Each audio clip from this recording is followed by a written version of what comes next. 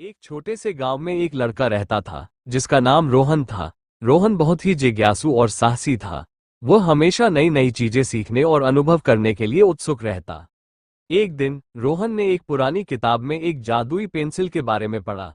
उस पेंसिल की खासियत ये थी कि वो जो भी ड्रॉ करती वो वास्तविकता में बदल जात। रोहन ने उस पेंसिल को ढूंढने का फैसला किया। उसने पूरे गांव में ढूंढा और आखिरकार उसे एक पुराने बुक स्टोर में मिली। रोहन ने पेंसिल को उठाया और एक बड़े से कागज पर एक ड्रैगन का चित्र बनाया।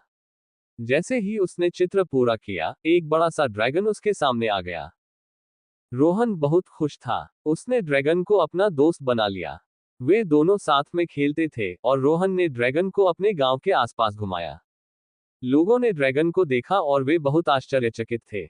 उन्होंने रोहन से पूछा कि वह ड्रैगन कहाँ से आया है। रोहन ने उन्हें जादुई पेंसिल के बारे में बताया और लोगों ने उसकी कहानी पर विश्वास किया। उस दिन के बाद से रोहन और ड्रैगन गांव के सबसे अच्छे दोस्त बन गए। वे साथ में खेलते थे और रोहन ने ड्रैगन को अपने गांव के आसपास घुमाया।